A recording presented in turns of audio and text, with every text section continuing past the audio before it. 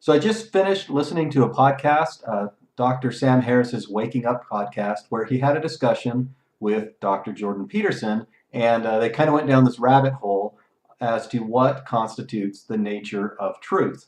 Um, so I'll put a link to the description in the comments below. As part of that podcast, at the very end, after 2 hours of discussion, they both agreed that they wanted to kind of crowdsource their discussion and to ask us as the audience to provide a little bit of insight into what it was that they were saying and try and kind of resolve the nature of their differences. So that's what this video is I'm trying to take a swing at how I saw things coming out and maybe provide a shorthand for understanding that discussion. Okay, so really it all boils down to a semantics issue regarding the definition of truth. And so I think first, myself being kind of a Sam Harris fan and also having a lot of respect for Dr. Jordan Peterson, for me it was a lot easier to follow Sam Harris. So let's start with his position as I understand it first. So I think what Sam is saying here is that truth is really just simply empirical fact. And it exists independently of knowledge or observation. It's out there. Moral value as to truth is both indeterminate and irrelevant. He uses the example of the number of hairs that you might have on your body, whether it's odd or even, or whether or not a coin that has been flipped is either heads or tails. And he says, you know, these are truth propositions. There's a true state of the number of hairs on your body or whether a coin flip is head or tails. Then later, after you know these things, you can come along to evaluate these facts in terms of their moral value or their utility. But the important thing is that I believe Sam thinks that facts exist independently of meaning, and that meaning comes along, or that we come along as humans and impose meaning upon these facts afterwards. So to him, truth is really just empirical fact. So in contrast, I think that Dr. Peterson has this more nuanced or complex view of what constitutes truth. And I believe where he starts is that he recognizes that we all have beliefs about the world, and even these things that we call empirical facts, or that Sam might call empirical facts, are in themselves a form of belief. He references a couple points, David Hume, and I think he's referencing an inquiry concerning human understanding. And in this, David Hume pointed out that due to the imperfect nature of our senses, there is always some degree of uncertainty, even in the things that we accept as fact. And because we can never genuinely experience the world, we're always seeing things filtered through our senses, we can't just assume that the things that we accept as fact are representations of reality. So to me, what this means is that Dr. Peterson is getting at, we can't just glibly say that truth, what we accept as truth, is identical to empirical fact because of this built-in nature of the uncertainty of empiricism and its reliance upon sense experience. So instead, I believe what Dr. Peterson is saying here is that the proper means for evaluating the truth of a belief, including empirical fact, is what sort of survival value does that alleged fact provide for the being which holds that belief, and does it accurately represent reality in terms of that framework of survival value? Note that this doesn't necessarily mean that the being is human. As he points out in his letter to Sam Harris, any agent with even a modicum of consciousness holds beliefs about the nature of reality, including animals. For example, your pet dog or cat is likely to see the world in a different light than you do, and that they will hold empirical beliefs about the nature of reality and what constitutes the empirical facts that may be very different from your own. So, but regardless of whether you're a dog or a cat or a human or any other conscious agent, it is possible to look at the alleged facts within a super context of their utility as having value for survival. Now, within the super context of Darwinian survival value, it may not be immediately apparent if a widely given believed empirical fact qualifies as true or not.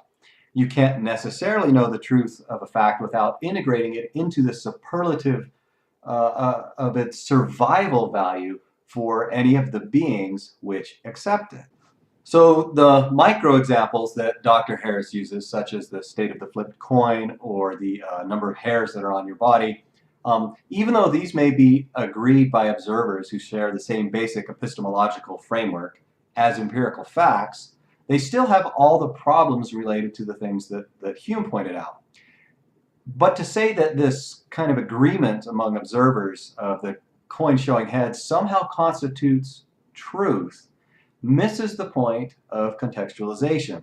You need this larger survival value framework in order to evaluate, literally evaluate or assign a value to, if the result of that coin flip really can constitute truth. Now, provided I'm doing any justice here to Dr. Peterson's position, I believe his point is that for any of the small micro examples that Sam uses, the survival valuation is also likely to be accordingly small, and hence really doesn't constitute a good example of whether something is true or not according to his definition of what's its survival value.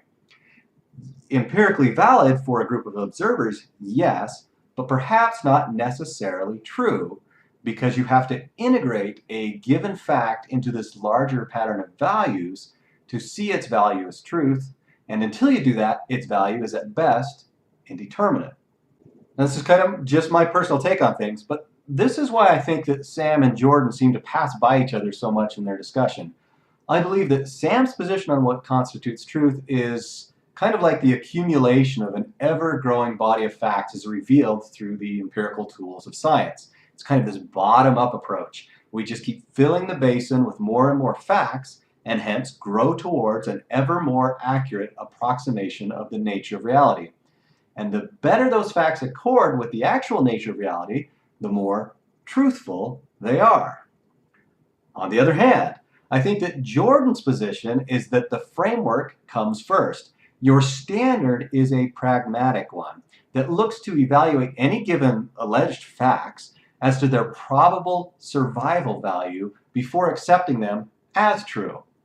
Or perhaps to put it another way, that truth isn't something that you grow via raw accumulation, rather it's something that you cultivate through a selective filter. Now this may be kind of a bad metaphor, but perhaps it'll be useful anyway.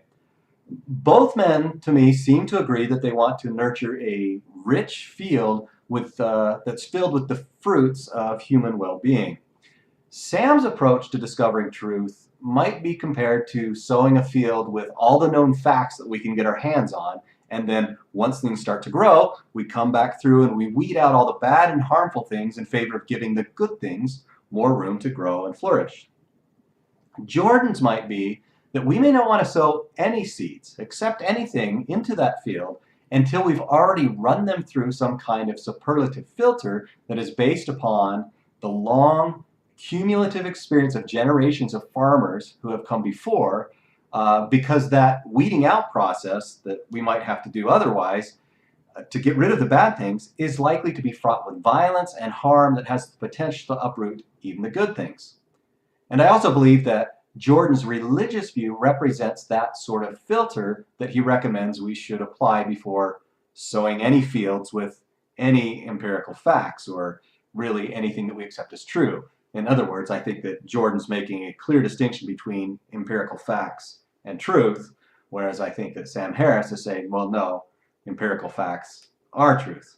Anyway, that's it. That's all I have to say. I just wanted to throw out a couple notes as kind of that exercise in crowdsourcing to explain how at least I saw the conversation, where I thought the differences were, and also to maybe present the solution so that both Dr. Peterson and Dr. Harris might be able to have a more fruitful discussion in the future. To me, a key way to approach that might be to say, perhaps Sam in particular could say, all right, I'll speak of facts as distinct from truth, and then we'll say that truth is more on Dr. Peterson's side of things as something that enhances the survival value of humanity or the well-being of humanity, even though it does seem to carry a degree of moral imperative in it. Anyway, I'm done for now. Hopefully you found this video enlightening or useful, and if you've been listening to those podcasts or if you want to give me feedback, please let me know in the comments below, and talk to you again soon.